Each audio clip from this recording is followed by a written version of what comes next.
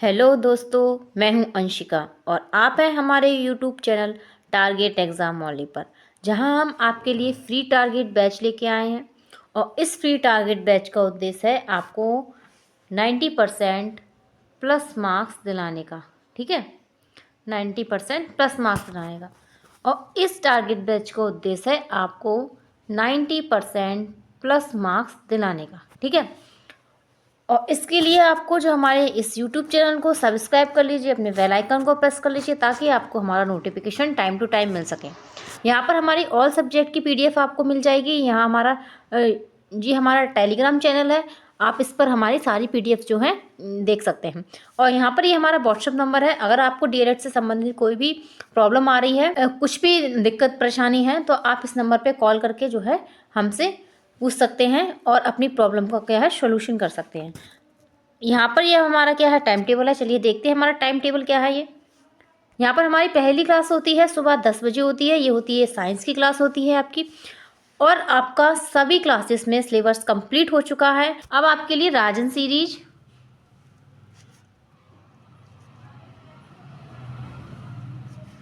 और previous year paper चलाए जा रहे हैं। ठीक है, यहाँ पर हमारी पहली क्लास होती है सुबह 10 बजे होती है, साइंस की होती है। उसके बाद 11 बजे होती है इंग्लिश की क्लास होती है। उसके बाद 4 बजे होती है वर्तमान भारतीय समाज और प्रारंभिक शिक्षा। ठीक है, और अगली क्लास हमारी फिर होती है 5 बजे होती है, ये प्रारंभिक शिक्षा के नवीन प्रयास। ठीक है, और इसके बाद हमारी क्लास होती है 4 बजे होती है, ये हिंदी की क्लास होती है। फिर हमारी क्लास 7 बजे होती है, ये हमारी सामाजिक अध्ययन की क्लास है। और आगे देखते हैं, आगे हमारी लास्ट क्लास होती है, ये होती है मैथ की होती है। यहाँ पर आपको प्रैक्टिस सेशन चलाया जा रहा है। सभी क्लासेस में आपको लिए क्या है प्रैक्टिस सेशन चलाया जा रहे हैं। प्रैक्टिस सेशन चलाए जा रहे हैं और आपकी प्रैक्टिस जो है कराई जा रही है। आगे देखते हैं, चलिए स्टार्ट करते हैं हम अपनी क्लास। आज मैं आपको DLED सेकेंड सेमेस्टर के द्वितीय प्रश्न पत्र की प्रारंभिक शिक्षा के नवीन प्रयास में जो है आज मैं आपको टॉपिक कराऊंगी इम्पोर्टेंट फुल फॉर्म्स का। क्या इम्पोर्टेंट आज हम फुल फॉर्म्स देखेंगे कि कौन कौन से हमारी DLED में जो फुल फॉर्म्स हैं वो पूछी जाती हैं। ठीक है, और ये आपके लिए क्या है, आपके लिए 2-3 नंबर आपके फिक्स कर देगा, आपके कहीं नहीं जाएंगे। और फुल फॉर्म तो आपको आती ही हैं। देखते हैं, चलिए पहली क्या है हमारी इसमें। पहला है प्रारंभिक शिक्षा के विभिन्न स्तरों पर संगठनात्मक संरचना। ठीक है, प्रारंभिक स्तर पर जो जो संगठनात्मक जो चल रहे हैं प्रोग्राम, उनके बारे में देखते हैं। तो पहला राष्ट्रीय स्तर पर क्या है, हमारा राष्ट्रीय स्तर पर है NCERT। क्या है, NCERT। ठीक है, इसकी फुल फॉर्म क्या होती है, national council of education research training. National council of education research training जो है हमारी NCERT की फुल फॉर्म है। और इसे हिंदी में हम कहते हैं राष्ट्रीय शैक्षिक अनुसंधान एवं प्रशिक्षण परिषद। क्या कहते हैं, राष्ट्रीय शैक्षिक अनुसंधान एवं प्रशिक्षण परिषद। कि NCERT की आपको जो है फुल फॉर्म आप प्रीवियस ईयर उठा के देख लीजिए, उसमें कई बार पूछी गई है और ये आपके लिए बहुत ही हेल्पफुल ही है। अब यहाँ पर हम थोड़ा जानकारी ले लेते हैं NCERT के बारे में। NCERT की स्थापना जो कब हुई थी, वो हुई थी 1 सितंबर 1961 को। क्या है, NCERT की स्थापना हुई थी। और इसका हेडक्वार्टर कहाँ है, तो इसका हेडक्वार्टर है दिल्ली में, इसका हेडक्वार्टर है। ठीक है, और आपसे अगर पूछा जाए इसके अध्यक्ष कौन होता है, तो इसका HRD मंत्रालय का जो केंद्रीय मंत्री होता है, क्या होता है, HRD मंत्रालय का जो केंद्रीय मंत्री होता है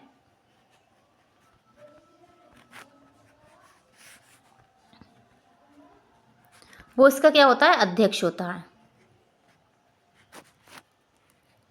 ठीक है, इसकी फुल फॉर्म मैंने आपको बताया कि 1 सितंबर 1961, 1 सितंबर 1961 को इसकी स्थापना हुई थी NCERT की आपकी। ठीक है, अब देखते हैं आगे, चलिए देखते हैं दूसरी फुल फॉर्म क्या है।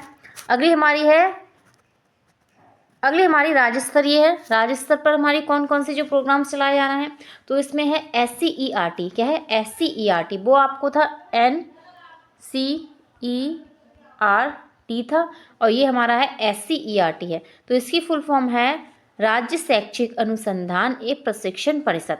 राष्ट्रीय शैक्षिक अनुसंधान एवं क्या है, प्रशिक्षण परिषद है। ठीक है, ये हमारा क्या है, ये हमारा राज्य स्तरीय एक प्रोग्राम है जो क्या है शिक्षा के लिए क्या है कार्य करता है। देखते हैं इसकी स्थापना कब हुई थी। इसकी स्थापना हुई थी, अब इसके कुछ कार्य बताती हूँ मैं, इसके कार्य क्या होते हैं। इसके यही कार्य है कि ट्रेनिंग, जो टीचर ट्रेनिंग है, क्या है, टीचर्स के लिए क्या है, ट्रेनिंग कराता है ये।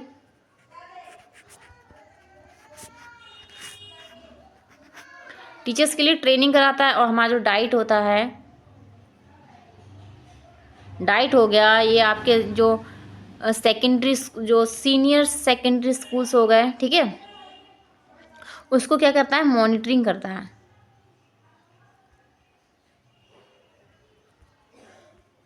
ठीक है, मॉनिटरिंग करने का काम क्या करता है हमारा, SCERT करता है। और ये हमारा क्या है, राज्य स्तरीय प्रोग्राम है। ठीक है, और इसमें आपको एक चीज़ मैं और बताऊं, इसमें जो है आपके 36 स्थान पर है। कहाँ पर है, 36 स्थानों पर क्या है हमारा SCERT है।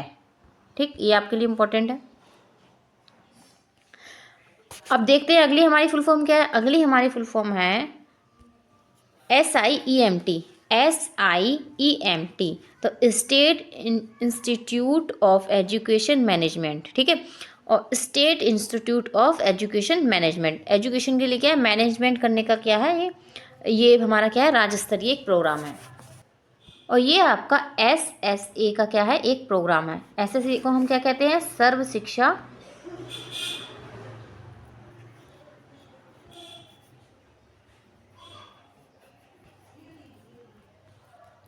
सर्व शिक्षा अभियान का क्या है, ये राज्य स्तरीय कार्यक्रम है। ठीक है, और इसका जो मुखिया जो होता है वो क्या होता है, हमारा डायरेक्टर होता है। क्या होता है, डायरेक्टर। डायरेक्टर पर क्या निर्देशित होता है। ठीक, आगे चलते हैं और आगे देखते हैं। और अगली फुल फॉर्म हमारी क्या है, अगली हमारी फुल फॉर्म है जिला स्तरीय प्रोग्राम। जो जिला स्तरीय हमारा प्रोग्राम चलाया जा रहा है उसमें हमारा क्या आता है, डाइट आता है। तो डाइट की फुल फॉर्म क्या होगी, district institute of educational training. ठीक है, district institute of education training, ये आपके लिए बहुत इंपॉर्टेंट है, क्योंकि आपका जो DLED है वो डाइट की देखरेख में ही करवाया जाता है। ठीक है, इसको हम हिंदी में कहते हैं जिला शिक्षा एवं प्रशिक्षण संस्थान। क्या है, जिला शिक्षा एवं प्रशिक्षण संस्थान, जो हमारा क्या है, डाइट है। ठीक है, अब हम देखते हैं डाइट की स्थापना कब हुई। तो डाइट की स्थापना हुई थी राष्ट्रीय शिक्षा नीति, राष्ट्रीय शिक्षा नीति 1986 के तहत जो है आपकी डाइट की स्थापना हुई है। डाइट की स्थापना की थी हमारी राष्ट्रीय शिक्षा नीति 1986 के तहत जो है की गई थी। ठीक है, और ये क्या है, एक जिला स्तरीय क्या है, एजेंसी है। क्या है, एजेंसी है। ठीक है, ये जिला स्तरीय एक एजेंसी है जो क्या शिक्षा में जो है योगदान अपना देती है। और इसके बहुत ही डिफरेंट जो होते हैं कार्य होते हैं।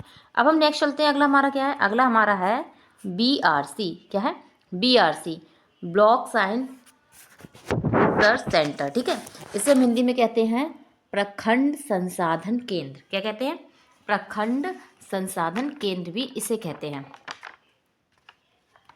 तो इसकी जो स्थापना क्यों की गई थी, तो इसकी स्थापना की गई थी कि जो टीचर्स हैं, टीचर्स और स्कूल की क्या है, गुणवत्ता के सुधार के लिए।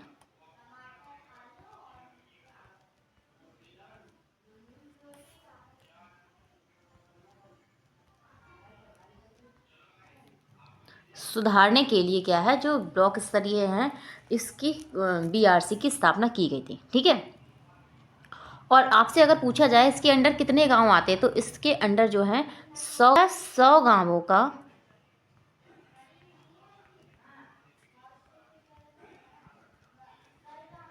समूह होता है, जो आपका क्या होता है, BRC होता है। ठीक है, इसके भी बहुत अलग अलग जो होते हैं, क्या इसके बहुत ही जो है कार्य होते हैं, टीचिंग ट्रेनिंग वगैरह कराना, TLM प्रोवाइड कराना और एक्टिविटीज़ वगैरह देखना, ये हमारे BRC के ब्लॉक स्तरीय इसके क्या होते हैं, कार्य होते हैं। आगे चलते हैं। नेक्स्ट हमारी फुल फॉर्म क्या है, नेक्स्ट हमारी है CRC। क्या है, CRC, ये भी हमारा क्या है, ब्लॉक स्तरीय प्रोग्राम है। तो इसकी हमारी फुल फॉर्म है कस्टल रिसर्च सेंटर, ठीक है, कस्टल रिसर्च सेंटर। इसे हम संकुल संशोधन केंद्र कहते हैं। क्या कहते हैं इसे? हम संकुल संशोधन केंद्र भी कहते हैं, ठीक है। आपका सीआरसी को, सीआरसी भी आपका सेम ही इसी की तरह कार्य करता है, जैसे आपका बीआरसी होता है उसके नीचे आपका क्या होता है? सीआरसी आता है। हमारा क्या सीआरसी, इसके भी क्या कार्य होते हैं? इसमें भी क्या होता है? 8 से 10 विद्यालयों का क्या होता है? समूह होता है। इसमें भी 8 से 10 विद्यालय का क्या होता है? विद्यालयों का क्या होता है? समूह होता है, ठीक है। समूह होता है जो क्या होता है? क्लस्टर, जो विद्यालय जो है इसके द्वारा खोले जाते हैं। और इसके लिए क्या है? ये क्या है आपका? ग्रामीण और शहरी क्षेत्र में होता है, ठीक है। और आपका यहाँ पर क्या, ग्रामीण स्तरीय पंचायत शिक्षा अधिकारी जो होता है, जो गांव में आपके चलाए जा रहे हैं संकुल, उनका अधिकारी होता है, उसका पंचायत का जो अधिकारी होता है वो होता है, ठीक है। और अगर ये शहर में चलाए जा रहे हैं संकुल विद्यालय, तो उसका अधिकारी संकुल शिक्षा अधिकारी को हो बनाया जाता है, ठीक है। तो आपका इसका कार्य होगा जो बेस्ट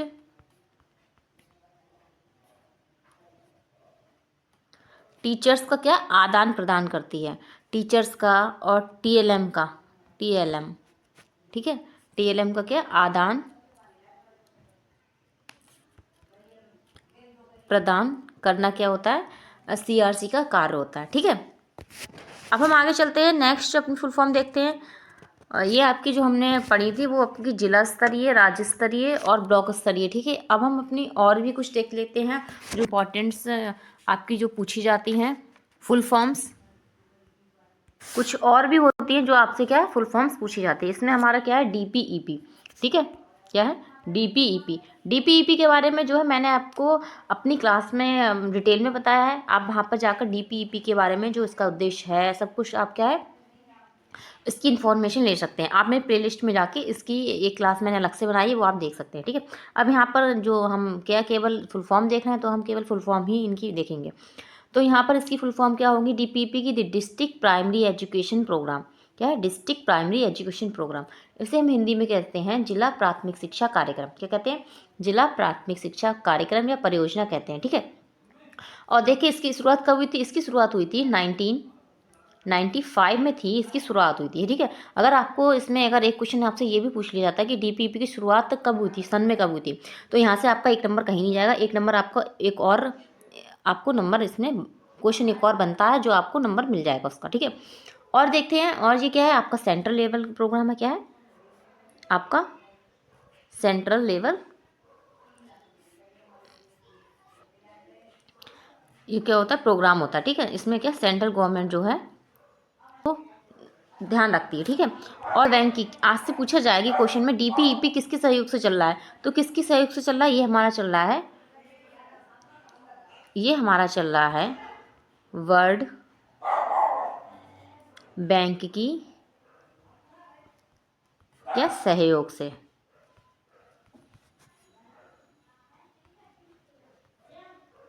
सहयोग से चल रहा है ये, ठीक है। और स्थापना मैंने आपको बताई 1995 है इसकी, ठीक है। और क्या है? और क्या है आपका जो सेंट्रल गवर्नमेंट है,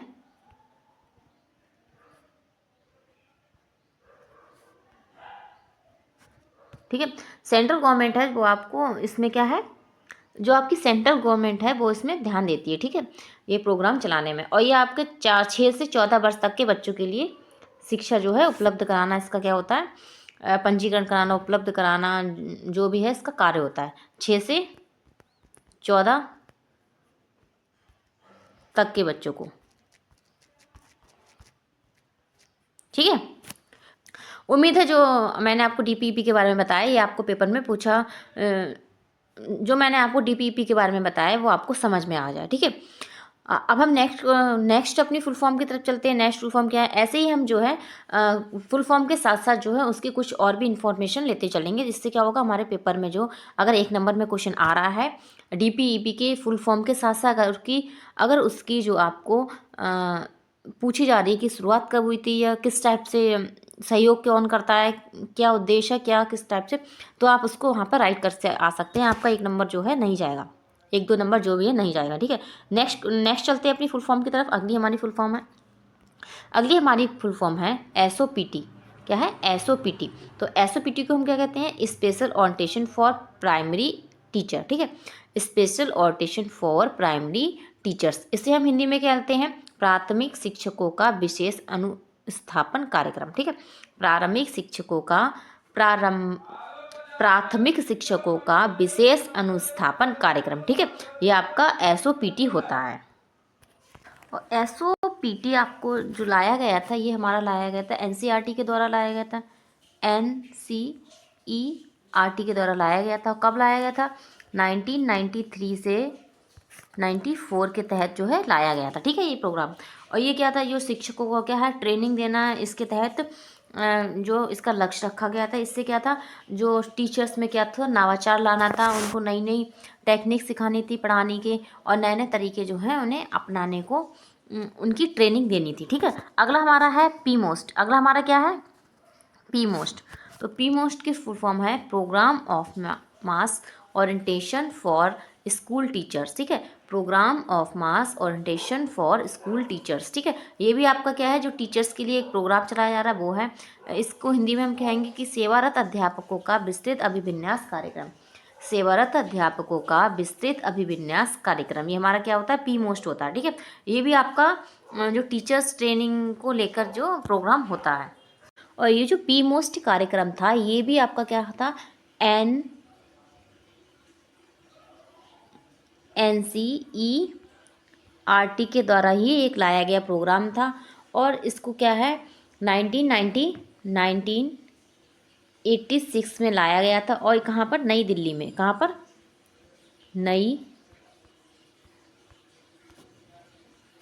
ठीक है, नई दिल्ली में से लाया गया था। इसका उद्देश्य यही था कि राष्ट्रीय शिक्षा नीति की जो संस्थियाँ हैं उनको क्या है? पूरा करना था, ठीक है। और देख अगला हमारा नेक्स्ट है ECCE। ECCE क्या? Yearly childhood care and education.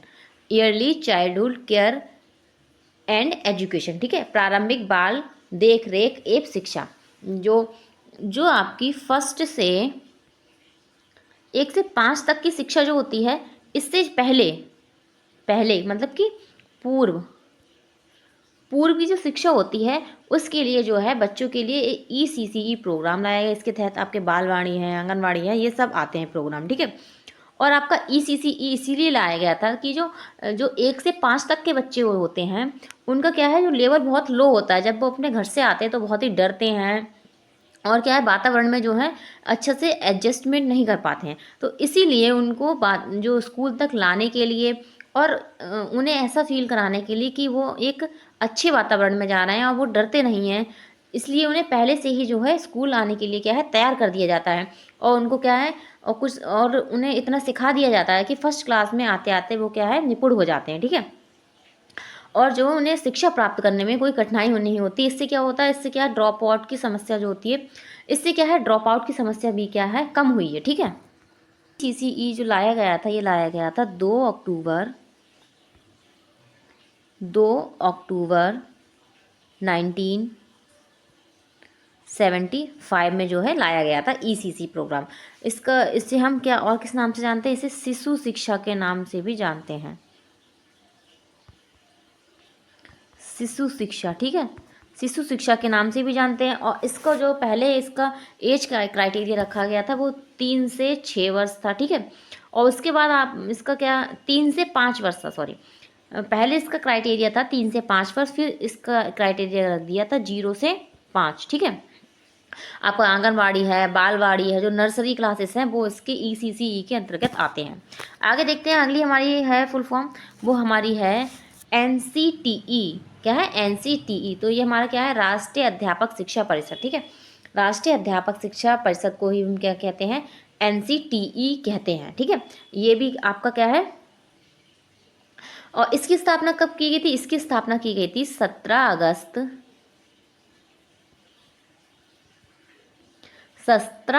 1995 में जो है NCTE की स्थापना की गई थी, ठीक है। ये आपके जो है टीचर्स को, ये भी आपका टीचर्स की ट्रेनिंग और उनकी जो है सुविधाओं को मतलब कि पूरा करने के लिए ये लाया गया था। ठीक, आगे देखते हैं नेक्स्ट हमारी क्या है। नेक्स्ट हमारी है SSA के बारे में आप सभी जानते होंगे, सर्व शिक्षा अभियान। ठीक है, सर्व शिक्षा अभियान के बारे में आपको सभी को पता है इसके बारे में तो। ठीक है, तो इसका उद्देश्य भी यही था कि सबको समान की जाति, रंग, रूप, भेदभाव के आधार पर शिक्षा ना देकर कि मतलब कि सभी को समान तरीके से जो है शिक्षा देना, संपूर्ण सभी को शिक्षा देना था। ठीक है, आगे देखते हैं अगली हमारी फुल फॉर्म क्या है। अगली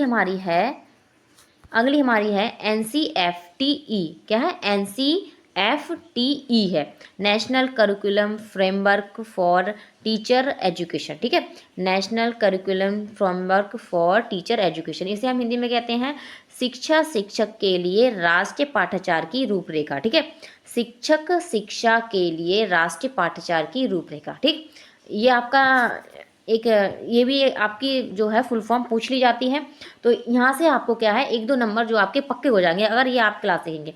आपको क्लास अच्छी लगी तो लाइक कीजिए, शेयर कीजिए एंड सब्सक्राइब कीजिए और अपने बेल आइकन को प्रेस कीजिए ताकि आपको हमारा नोटिफिकेशन जो है टाइम टू टाइम मिल सके। ठीक है, तो ये आपका कब आया था? ये हमारा आया था 2009 में जो है लाया गया था इसको। ठीक है, अगला हमारा नेक्स्ट हमारा है RTE की राइट टू एजुकेशन। ठीक है, इसकी भी आपको कभी कभी फुल फॉर्म पूछ ली जाती है, तो ये भी आपको क्या है ध्यान में रखना है। तो RTE जो हमारा है राइट टू एजुकेशन है, ये हमारे क्या है एजुकेशन से रिलेटिव क्या है, इसमें क्या है नियम और कानून वगैरह दिए हुए हैं RTE 2009 के तहत। और ये हमारा आपका क्या RTE आपको क्या 2009 में आया है और आपको क्या है 2009 में इसे लाया गया था। ठीक है, और इसका कार्य यही था कि हमारे जो मूल अधिकार हैं शिक्षा को क्या है मूल अधिकार से जोड़ना था। ठीक है, और बच्चों के क्या थे, बच्चों के अधिकारों की क्या घोषणा करता है,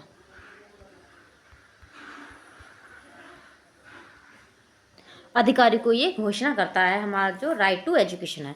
आगे चलते हैं, नेक्स्ट हमारी क्या है, नेक्स्ट हमारी है NPEGL। क्या है? NPEGL, national programme of education for girls at elementary level. ठीक है, आपकी जिस NPEGL की फुल फॉर्म जो है आपको बहुत ही पूछी जाती है और इसे हम क्या कहते हैं, इसे हम हिंदी में कहते हैं कस्तूरबा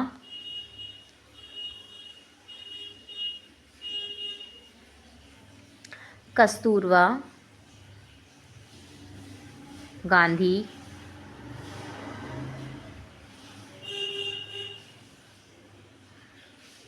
कस्तूरबा गांधी बालिका, इसे हम कहते हैं कस्तूरबा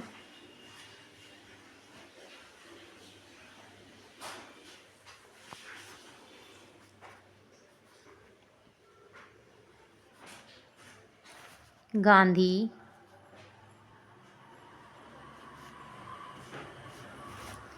बालिका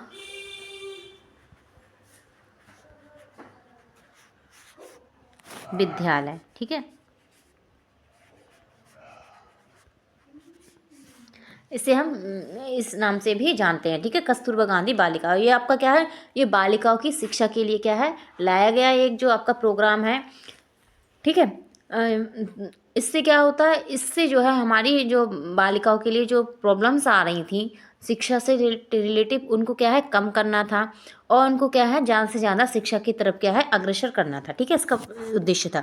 आगे देखते हैं अगला हमारा क्या है, अगला हमारा है NCLP। तो NCLP आपका है नेशनल चाइल्ड लेबर प्रोजेक्ट। ठीक है, नेशनल चाइल्ड लेबर प्रोजेक्ट, ये आपका क्या है राष्ट्रीय बाल श्रम परियोजना के तहत क्या है आता है, इसे हम हिंदी में कहते हैं राष्ट्रीय बाल श्रम परियोजना भी कहते हैं। तो ये आपका कब लाया गया था, ये हमारा लाया गया था 9वीं पंचवर्षीय योजना थी, जो 9वीं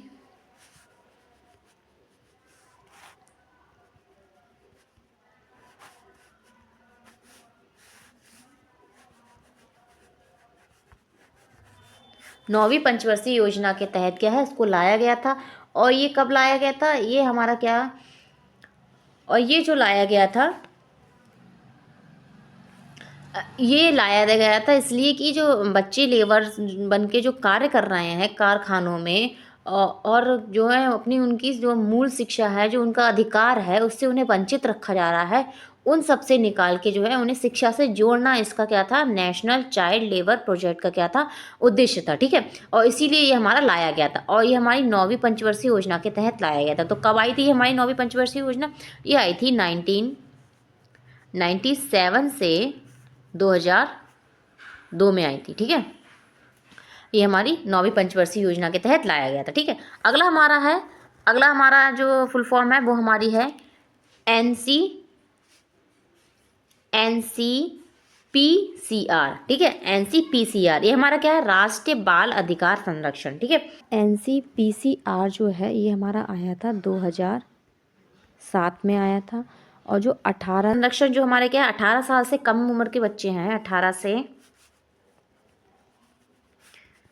कम उम्र के बच्चों के लिए क्या है,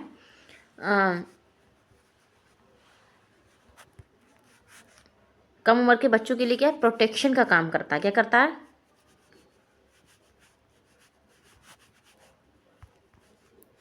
प्रोटेक्शन देता है। ठीक है, और इसका यही काम है कि जो बच्चे हैं 18 से कम हैं, उनको क्या है, उनका कोई शोषण ना किया जाए, और उनसे जो है कोई भी गलत काम ना कराया जाए। ये क्या है, NCPCR का क्या होता है, कार्य होता है। और ये इसीलिए लाया गया है कि उन बच्चों को क्या है, उन सब चीज़ों से रोकना है, और क्या है, उन्हें बाहर निकालना है, और उन्हें क्या है, शिक्षा जो है, उनका जो अधिकार है उसे क्या है, उपलब्ध कराना है। ठीक है, अगला हमारा है, इसके बाद है नेक्स्ट, देखते हैं हमारा क्या है। ये भी आपको इम्पोर्टेंट है, जो आपको क्या है, और ऑल कॉम्पिटिटिव एग्ज़ाम में जो है पूछा जा सकता है। आगे नेक्स्ट हमारा है, अगला हमारा है NIE। ठीक है, क्या है, NIE, national institute of education. इसे हम हिंदी में क्या कहते हैं, इसे हम हिंदी में करते हैं राष्ट्रीय शिक्षा संस्थान। क्या है, राष्ट्रीय शिक्षा संस्थान। ये आपका क्या है, ये आपका जो NCERT है उसका क्या है, एक संगठक इकाई के रूप में कार्य करता है। और इसका कार्य क्या होता है, इसका कार्य ये है कि पाठ्यक्रम व जो अध्ययन सामग्री है उसका क्या है, रिसर्च करना। अध्ययन सामग्री का क्या करना, रिसर्च करना। मतलब एक तरीके से ये हमारा रिसर्च सेंटर है। ठीक है, ये क्या करता है, रिसर्च सेंटर है। और इसका हेडक्वार्टर कहाँ है,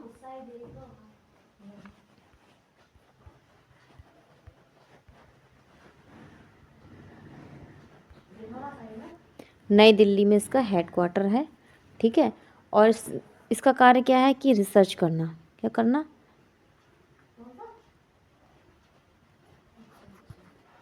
रिसर्च करना इसका कार्य है, जो पाठ अध्ययन है या पाठ्यक्रम है, अध्ययन सामग्री वगैरह पे।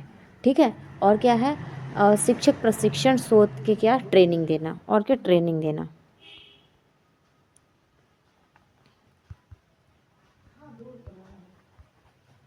ट्रेनिंग देना। ठीक है, नेक्स्ट देखते हैं, नेक्स्ट फुल फॉर्म हमारी क्या है, नेक्स्ट हमारी फुल फॉर्म है CIET।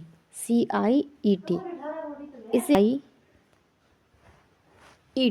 CIET, तो central institute of education technology, central institute of education technology. ये भी हमारा क्या है, NCERT की ही एक संस्था है। क्या है, NCERT की क्या है, एक संस्था है। और इसका क्या है, इसका कार्य है जो शैक्षिक तकनीकी है उसका क्या, विकास करना है। शैक्षिक तकनीक का विकास करना है, और टेक्नोलॉजी का प्रयोग कैसे करना है ये बताना है। इसे हम हिंदी में कहते हैं केंद्रीय शैक्षिक प्रौद्योगिकी संस्थान, केंद्रीय शैक्षिक प्रौद्योगिकी संस्थान। ठीक है, आगे चलते हैं, नेक्स्ट हमारा क्या है, नेक्स्ट हमारी फुल फॉर्म है PSSCIBE। PSSCIBE, तो Pandit Sundarlal Sharma central institute of vocational education. ठीक है, Pandit Sundarlal Sharma central institute of vocational education. ये हमारा कहाँ पर है, ये हमारा भोपाल में है। कहाँ है, ये हमारा भोपाल में स्थित है। ठीक है, ये हमारा भोपाल में स्थित है। और इसका कार्य क्या है, इसका कार्य है व्यावसायिक शिक्षा में क्या है, रिलेट करके सर्च करना है, मतलब कि इसका हमारा कार्य क्या है, इसका कार्य है व्यावसायिक शिक्षा में क्या है, रिसर्च करना है और क्या है, ट्रेनिंग देना है, ताकि क्या है जो व्यावसायिक शिक्षा के द्वारा बच्चे जो हैं शिक्षा प्राप्त कर सके और व्यवसाय कुछ कर सकें। ये भी हमारी क्या है, एनसीईआरटी की ही संस्था है। क्या है, एनसीईआरटी की संस्था है। और इसका हेडक्वार्टर पूछा जाए कि मतलब ये कहाँ पे है, पंडित सुंदरलाल शर्मा केंद्रीय व्यावसायिक शिक्षा संस्थान, तो ये हमारा कहाँ है, भोपाल में है। ठीक है, यहाँ पर हमारी सारी फुल फॉर्म जो भी थी, आपकी जो इम्पोर्टेंट फुल फॉर्म है वो मैंने आपको सारी करा दी हैं। ये आपके लिए केवल डीएलएड के लिए नहीं, यूपीटेट, सीटेट और DSSP और जो भी आपकी टीचिंग रिलेटिव एग्ज़ाम होते हैं उन सभी में इन सब से रिलेटिव क्या है, फुल फॉर्म पूछी गई हैं और पूछी भी जाती हैं। ठीक है, तो ये आपके ऑल कॉम्पिटिटिव एग्ज़ाम के लिए इम्पॉर्टेंट है। आपको क्लास अच्छी लगी है तो लाइक कीजिए, शेयर कीजिए एंड सब्सक्राइब कीजिए और अपने बेल आइकन को प्रेस कीजिए ताकि आपको हमारा नोटिफिकेशन टाइम टू टाइम मिले और हमें लाइक करना नहीं भूलिएगा। ओके, धन्यवाद।